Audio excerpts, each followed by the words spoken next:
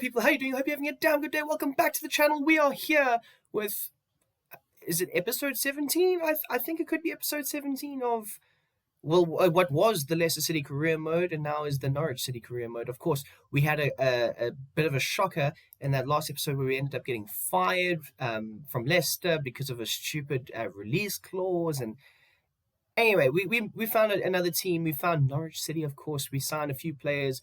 Minimal transfer budget, but we made signings and we got off to probably the best possible start in our young Norwich City Career Mode. So yeah, I mean 3 wins from 3. I'm pretty sure it said 3 wins from 3, and we just continued with our great start here against Fulham. And I mean, Fulham are a very good team. Don't get me wrong, they're a flippin' insane team, but I just feel like our defense was left wanting quite a bit. And you will see throughout this episode that the goals that we do concede, very avoidable. I mean, very, very avoidable. And I mean, also some heartbreaking games that you will witness in this episode. So please smash that like button for this mental health right here. So we can get those videos pumping out left, right, and center. But yeah, we're currently down 2-1 to Fulham, but we do find a bit of an equalizer here, as I'm going to try and pronounce this man's name. Gianna Luis. I think that's how you pronounce it. Of course, I'm not very good with the Greek accents, Greek name, so on. I know how to say Jolis though. I know, because Jolis is going to be our superstar in this save, hopefully, or at least for this season. Who knows? I'm trying to keep it as realistic as possible, where if the big teams do come in for players such as Jolis, such as Josh Da Silva, and so on, I do expect to potentially sell those players for a profit and reinvest back in the squad. So we will see how things go. And currently leading 3-2. We conceded a bit of a late equalizer, 73 minutes gone by, and we were unable to then find what appeared to be the winner or create any chances after that, which kind of made me really mad, I'm not going to lie. But we would end up drawing and dropping our first few points of the season to Fulham. And I mean, it was a home game, so there was no excuses. We were winning. We were winning late on in that game, should have held on, but we couldn't. And now against Crystal Palace, Comma Billiards with a big tumble. I tried to rotate because obviously we don't have the biggest team, guys. We really don't. We have a very small team and the quality does lack. And Comma Billiards is, he used to play in South Africa. That's where I'm from, by the way, in case you didn't know. He used to play for Mamelodi Sundowns. I don't know where he plays now, but the Zimbabwean international is a really good player for me and my team. And I think he could be a key member in getting us out of the relegation zone late in the season. I mean, we have had a really good start, but in saying that, I'm not going to let this really good start tint my views of what I expect for this season. So anyway, very happy with that. 2-2, we've restored balance to the force. I mean, to be honest, the second goal that Palace scored was absolutely filthy. It was very much like Harry Kane the other day against Palace, where it was just a one-touch finish, bottom corner. Goalkeeper had no chance whatsoever. But again, Jolis comes up big, 3-2. We're winning later on in this one. Try to make a few changes to just bring on a bit more dynamism into the midfield. And yeah, there we go. You have it. A late equalizer from the opposition yet again. And it's 2 more points dropped. So that's 2 draws in a row after having late leading positions. Do you understand how frustrating that is, people? Like, I don't know, because like I have a lot of faith in our defense, right? I mean, it is a young defense. I mean, we've got Castro, we've got, I think his name is Theta.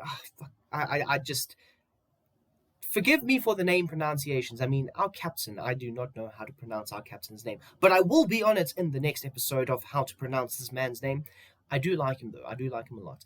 And, yeah, we have a very big game against Tottenham, a game where we need a result in order to get the confidence levels back up. I mean, we beat Man United in the first episode, in our first game of the season. We were very good against Everton, and these first 2 games of this episode, we have not been on it defensively or anything of the sort. And, I mean, in this one, Bulka was very good. I mean, he was saving left, right, and centre, but our defense again comes up short because we just can't clear the ball, and Heung-min Son is there to make sure that we pay. And, yeah, the second goal is just, what's the actual FIFA? To be honest, firstly, that's a foul. That is an absolute foul. Son fouls the defender. Secondly, how blatantly scripted is that? You foul the man, he then falls, and instead of the ball continuing rolling to the goalkeeper, He falls onto the ball, hits it back to Son, and Son scores a very easy tap in.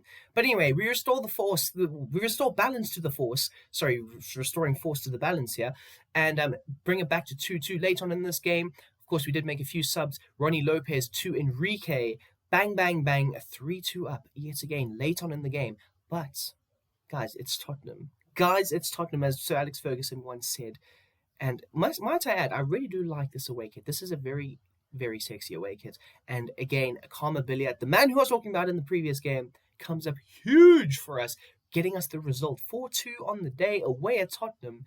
Antonio Conte, you're looking in my eyes as we shake hands there, but very happy with that result. Still undefeated on the season. I know, like, the first two games we looked quite bad defensively, but guys, we'll take our positives where we can.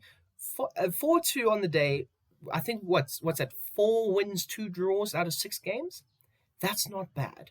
That really isn't bad. And I mean, Josh Da Silva, 3 goals in 3 games, not bad for a midfielder who I brought in as a free transfer. Of course, we had to get very creative with our transfer.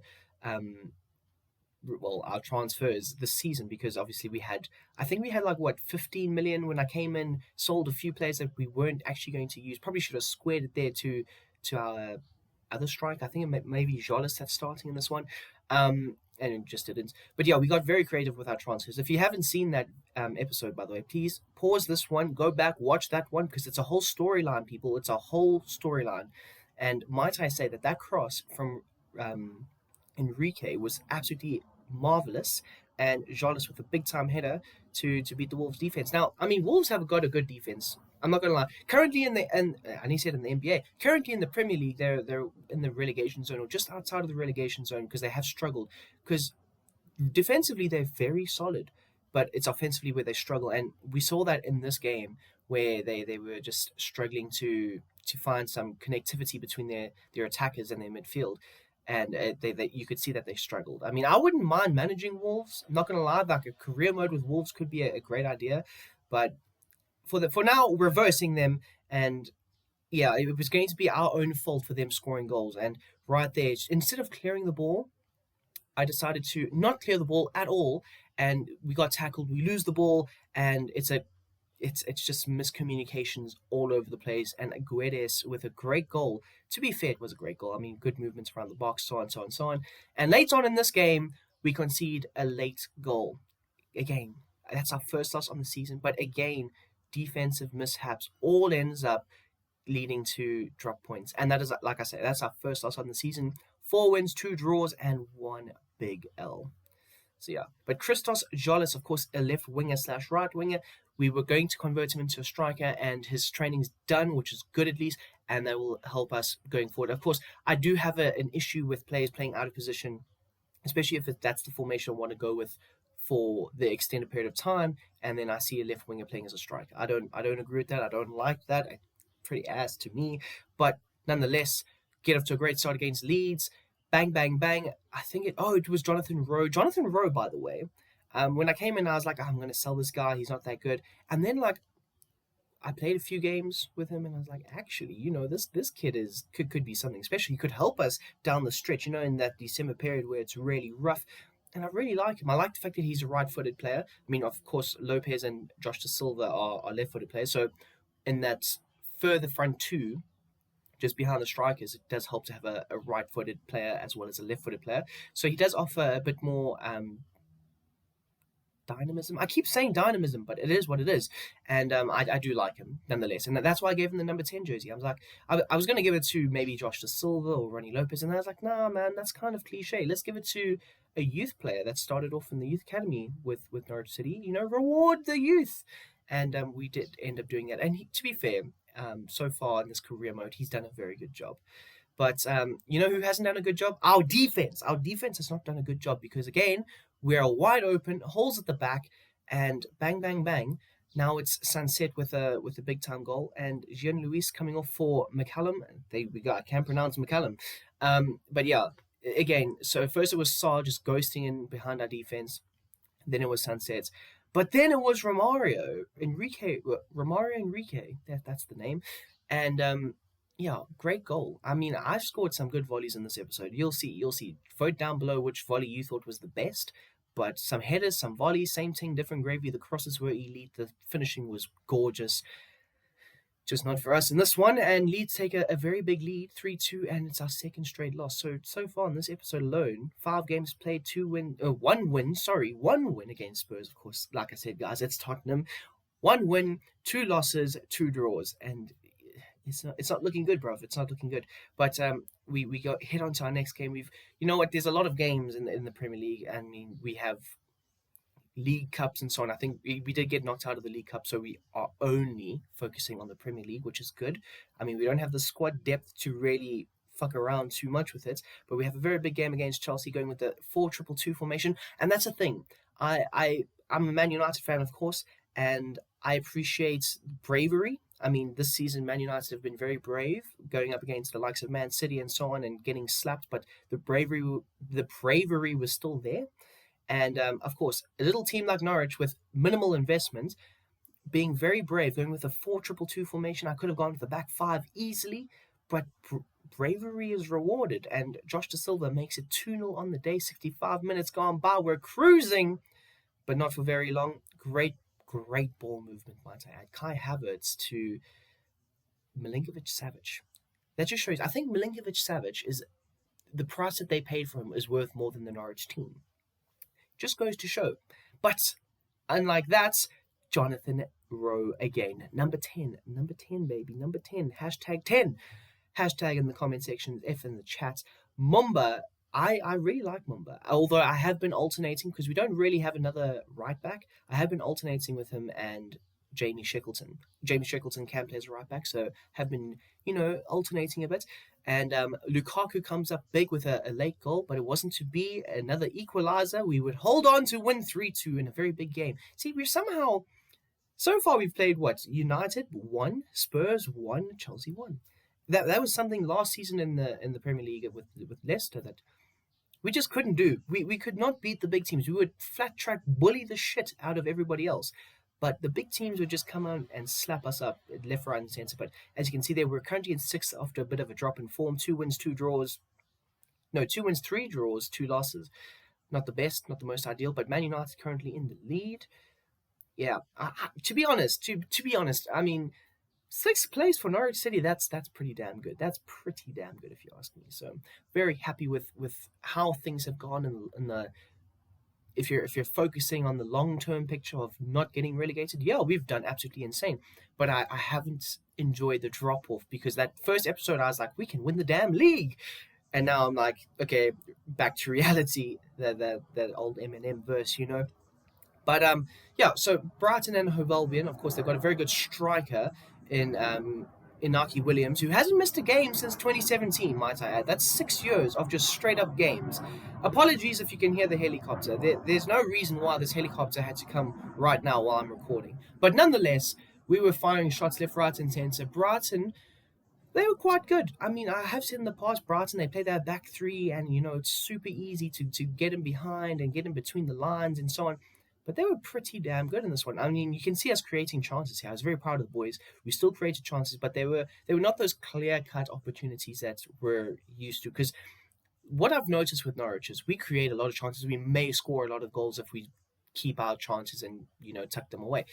But our defense is the issue. So we need to continue to score more than the opposition. Because it's not going to be we're just going to score one, sit back and defend it. It's like how Leicester City won the league. We're going to have to outscore you if we're going to do any form of damage. And unfortunately, our captain, I'm not going to try and pronounce his name, like I said.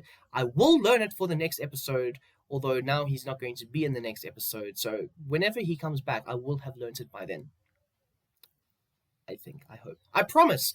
But he's probably going to be out for a long time. Didn't have a defender or a centre-back on the bench, so I had to get really creative with this back 5 formation. And yeah, I went with the back 5, just trying to experiment because I am trying to limit the amount of goals we're conceding because the goals we are conceding is just damn well ridiculous. But it does allow for Yeri Castro to come in, the young defender. I can't remember where I bought him from exactly, but it does allow him to come in and get a few more games because obviously Theet and our my captain, I don't know his name, they were the starting pair, and I was going to slowly incorporate Castro. But now it looks like Castro is going to just be thrown into the deep end and have to learn on the fly. which I'm not opposed to. I'm a manager that gives the youth their golden opportunities. So yeah, but again, Inaki Williams, the man, the danger man I was talking about in the beginning, he bangs in the back of the net, making a few changes though. Morton coming on, Jonathan Rowe coming on, John is coming off. When you're chasing the game, or you're not chasing the game because it's 1-1, but when you need a goal, some of the fans were saying you need a goal, but you take off our best player. What? Well, people, I'm gonna tell you to stay in your lane because that's why I'm the manager. Billy Gilmore, yep, former Chelsea lad himself, pops up with a big time goal. Very happy for the young man. Of course, lacking size, some might say, is like when we were conceding those late goals, people were saying our midfield's lost. Billy Gilmore, he shouldn't be in there. Well, people, he's not in there just to defend. He's there to get forward from time to time and bang it in low and hard past the Brighton and Hove Albion goalkeeper. And it wasn't great. It wasn't great yet again. And it would be another game where we concede a late goal. Oh, my days. But the fight was there. The dog within this team was shown in this move, let alone. And Enrique flips it over. And, of course, Ronnie Lopez, the man who has scored us so many big goals so far in this young career mode, pops up with what would eventually turn out to be the winner. Absolute scenes in the Norwich City Stadium. I forget, Carrow Road. I was going to say, I forget the stadium name. No, Carrow Road. Very happy Enrique with a cross and a half. He could potentially be a winger, but what are you doing? Whoever that defender is, find him a week of wages because he's essentially lost you this game. All he's got to do is just jump on time and hit that ball. But very happy that he didn't because we picked up 3 points. And again, he was absolutely immaculate, testing our defense for the full 90 minutes. Very good player nonetheless.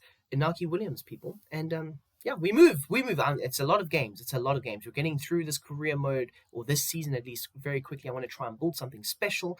But yeah, nonetheless, Southampton, they won last night, by the way. They beat Man City 2-0 in the League Cup, the Carabao Cup. Fucking insane. I was celebrating, I'm not going to lie, because obviously I'm a United fan, so why would I not?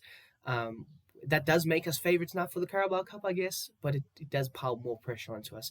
So we'll see. And of course, we are going to be playing a very angry Manchester City on the weekend. So I don't know how much good that does for us, but all I know is in this career mode so far, we counter-attack, we scored a sweaty goal, and Enrique with another one to make it 2-0. Absolute cruising against Southampton. They could get relegated this season in real life and in the Premier League.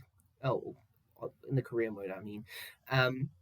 So they did end up finding the back of the net, but I think the guy had either fouled me or he was offside. James Ward-Prowse, it was one or the other, but he was offside. My mistake. Hot damn, you would swear I haven't watched this before I did the takeover bit.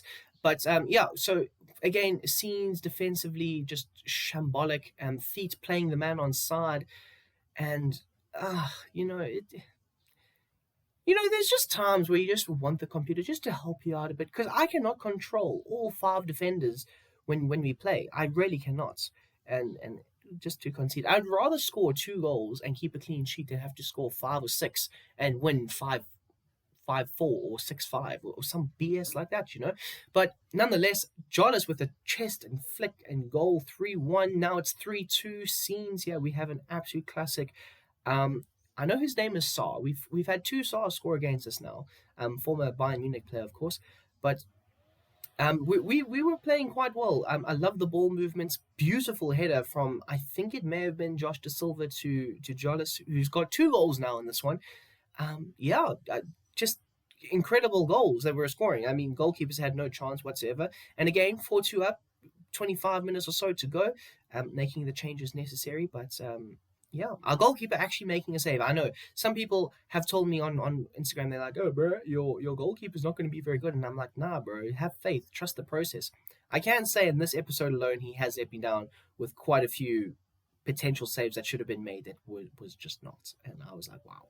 But Enrique with a hat-trick, of course. I think that's our first hat-trick on the season. It's one of our highest scoring games of the season, winning 5-2. And as you can see there, we're back in the top 4. 6 wins, 3 draws, 2 losses. Not too bad. Our goal difference looking a bit healthy. I mean, just now it was, goals for 21, goals against 18. We had a 3 difference. It was, No, not the point, though. Looking a bit healthier, picking up a few wins where we have to pick up wins.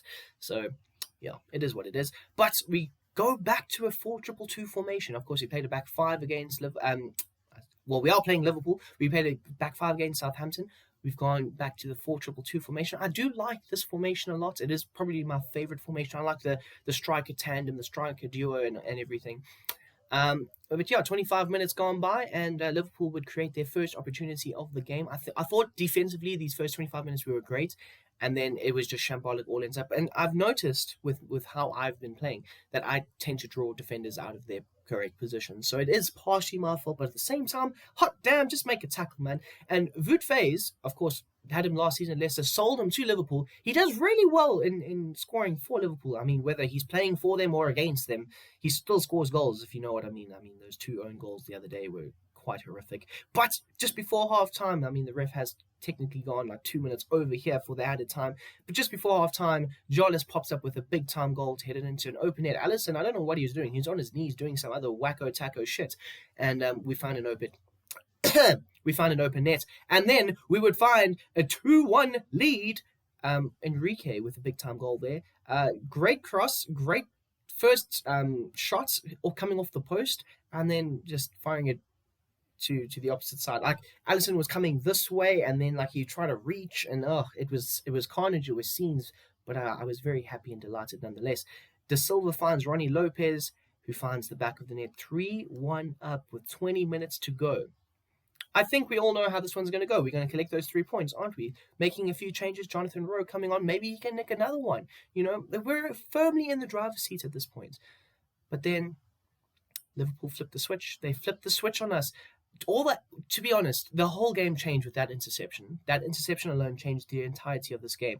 And might I say, Darwin Núñez in FIFA 23 is absolutely elite. He's fantastic. Getting the goal for Diogo Jota. But if I'm being honest here, yeah, that interception, I think it was Jonathan Rowe. All he had to do was just slide the pass through, and we could have avoided a whole lot of BS. And Castro, he does have a bit of a knock here late on in this game. The ref playing 2 minutes over the allotted, the elected amount of time, which was complete bullshit. And we gave up a 3-3 draw. Yeah. We just can't defend. We just cannot defend. So, yeah, that does suck a bit, but it is what it is. We move on, though, to our final game of the episode, and it is going to be against our team, our former team, Leicester City. Of course, the career mode that was destined to be greatness and turned out to be shambolic. And 11 minutes gone by, Raheem Mahrez is drilling his way through our whole team, sliding across to Harvey Barnes to the back of the net, and he's celebrating like I wasn't his manager last season. What an absolute twat. Anyhow, again, Billy Gilmore, left foot this time, finds the back of the net. Lafont, eat grass, bro. Touch grass. He's not that good.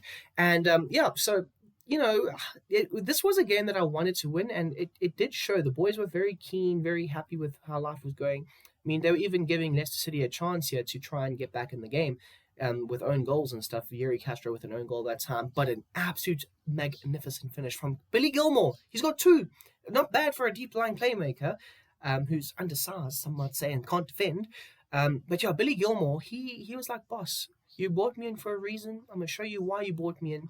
Sided across to De Silva, back of the net. So that's 2 goals and an assist for Billy Gilmore. Best player on the pitch, but had to take him off. He was waning a bit when it came to the stamina, and they found an equalizer late on in the game. And then they found the winner. Dortch, of course, the man who saved my career mode at one point in that first season, came up to put a knife in my heart. It had to be, didn't it? But anyway, people, I hope you've enjoyed this episode. Hit the like button down below. We will be back at it with more episodes in the future. And don't forget to comment. And I hope you guys enjoy your damn days. I'm out. Enjoy.